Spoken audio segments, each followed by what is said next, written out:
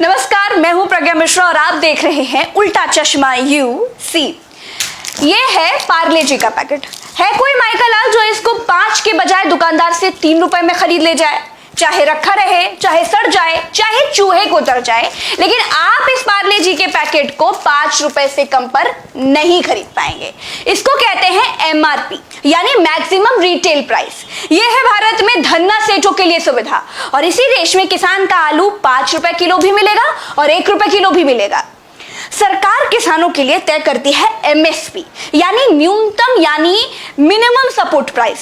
सरकार कहने को मिनिमम सपोर्ट प्राइस किसानों के लिए घोषित करती है, लेकिन खुद भी किसानों से फसल नहीं खरीदती। किसान सरकारी दुकान पर ट्रॉली में लादकर गेहूं ले जाता है। अधिकारी कहता है बोरी नहीं है, कल आना। अगले दिन फिर जाता है, कहता है पल्लेदार नहीं है, कल आना। फिर कल जाता है तो अधिकारी कहता है कि गोदाम में जगह नहीं है, तुम कल आना। किसान फिर कल जाता है, अधिकारी कहता है कि लोड करने वाला ट्रक नहीं आ पाया है, तुम ऐसा करना, कल आना। मतलब किसान को चग्गा बग्गा पढ़ाया जाता है, यानी किसान को पूरी तरह से टरकाया जाता रहता है। किसान आखिर में थक हार कर अपनी गेहूं से लदी ट्रॉली प्राइवेट मंडी में बेच देता है। अब देखिए, सरकारी दाम था 20 रुपए, किसान ने प्राइवेट लाला बनिया को बेचा 12 रुपए में और जैसे ही किसान ने बेचा, एमएसपी वाले सरकारी अधिकारी ने लाला से खरीद लिया 13 रुपए में। अधिकारी ने 7 रुपए प्रति किलो पर घपला कर दिया, यानी किसान से ना लेकर लेवी में या सरकारी गोदाम में व्यापारी से लेकर फसल भर ली जाती है। बैठे बिठाए लाखों पीट लिए जाते हैं और किसान बेचारा मुंह ताकता रह जाता है, क्योंकि जिस ट्रॉली पर वो गेहूं लाद कर लाया है वो किराए की भी हो सकती है और फिर अपनी भी हो, तो बार बार लेवी यानी एफसीआई के गोदाम के चक्कर कैसे लगाए? उसको अगली फसल भी उगानी है और इस तरह सरकारी एमएसपी से किसानों को लूटा जाता है। अधिकारी माला माल हो जाते हैं। इस देश में एमएसपी भ्रष्टाचार का वो दलदल है जहां सबसे ज्यादा भ्रष्टाचार होता है। मैं किसान की बेटी हूं, इसीलिए आपको बिल्कुल जमीनी चीज बता रही हूं।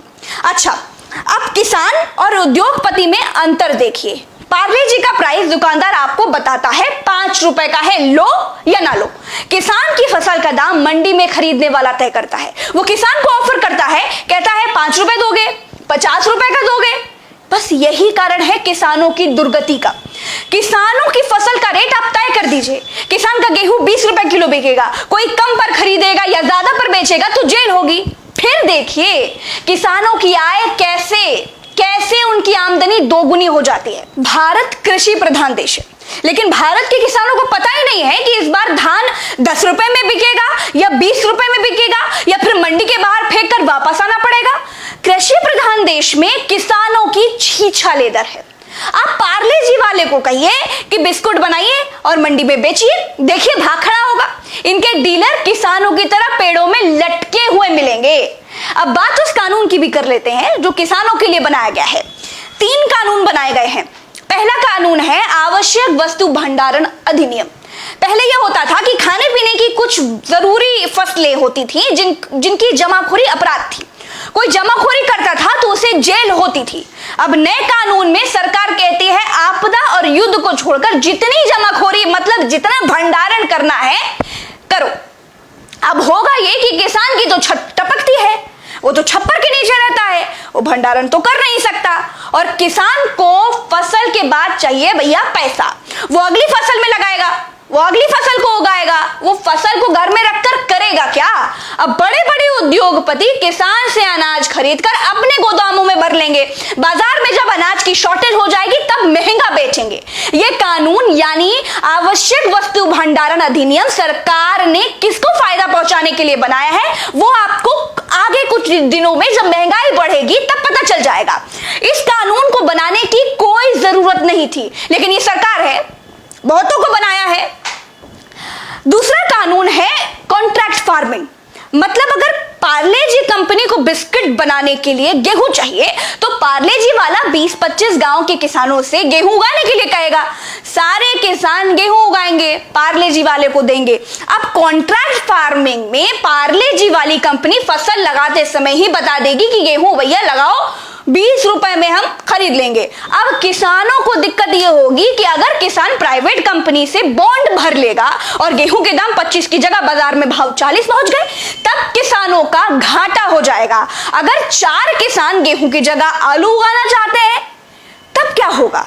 कॉन्ट्रैक्ट फार्मिंग में यहां दिक्कत है, पेच भी यहीं फंसा है। सरकार जब एमएसपी तय करती थी तो किसान के पास आजादी रहती थी कि वो एफसीआई के गोदाम में सरकार को अनाज बेचे या फिर मंडी में बेचे या फिर किसी लाला बनिया को, अपने लोकल खरीदार को दे दे। मान लीजिए सरकार ने एमएसपी तय की 20 रुपए, मान लीजिए बाहर मंडी में बिक रहा है 30 रुपए में, तो किसान बाहर 30 रुपए में बेच लेता था। सरकारी एमएसपी में किसान कभी सरकार को ही बेचने के लिए बाध्य नहीं था, लेकिन कॉन्ट्रैक्ट फार्मिंग में किसान बाध्य होगा प्राइवेट कंपनी को पहले से तय किए दाम में फसल बेचने के लिए, चाहे बाजार का भाव जो भी हो। कानून में कहीं भी एमएसपी का जिक्र नहीं किया गया है, यानी जो प्राइवेट कंपनी पहले से दाम तय करके किसान से फसल खरीदेगी वही एमएसपी होगी। हल्ला हंगामा इसीलिए है क्योंकि किसानों का कहना है कि सरकार प्राइवेट कंपनियों को आगे कर रही है, उनसे दाम लगवा रही है, जिससे सरकार पतली गली पकड़कर निकल ले। क्योंकि बीजेपी पहले से ही कह रही है कि एमएसपी सरकार पर फालतू का बोझ है और ये सब कुछ एमएसपी से पीछा छुड़ाने के लिए किया जा रहा है। तीसरे पर आते हैं। तीसरा है कृषि उत्पाद एवं वाणिज्य कानून। यहाँ इस कानून में सरकार कहती है कि किसान मंडी के अलावा कहीं भी अपनी फसल बेच सकता है, ऑनलाइन बेच सकता है। तो भैया सरकार जी, ये तो पहले से था। मेरा पका हुआ आम लखनऊ की दुबग्गा मंडी में बिकता है क्योंकि वो पास है और पके हुए आम को ज्यादा देर तक रखा नहीं जा सकता, तो सबसे पहले उसे मंडी पहुंचाना होता है। तो दुबग्गा मंडी पास है इसलिए पका हुआ आम दुबग्गा मंडी में बिकता है। मेरा कच्चा दशहरी आम दिल्ली की आजादपुर मंडी में बिकता है, ट्रक से लोड होकर जाता है।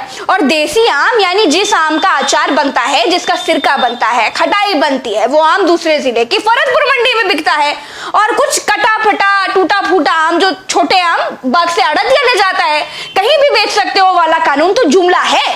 देखिए मेरी समझ से मैं अपने घर के व्यापार को जितना समझती हूँ वो आपको समझा दिया, जितना इस कानून के बारे में पढ़ा वो आपको बता दिया। सरकारी गोदामों में एमएसपी घोषित होने के बाद किन किसानों की फसल आसानी से बिना बहानेबाजी के खरीद ली जाती है या नहीं खरीदी जाती है, वो लोग कमेंट करके बताएं। आज के लिए बस इतना ही। जय हिंद, नमस्कार।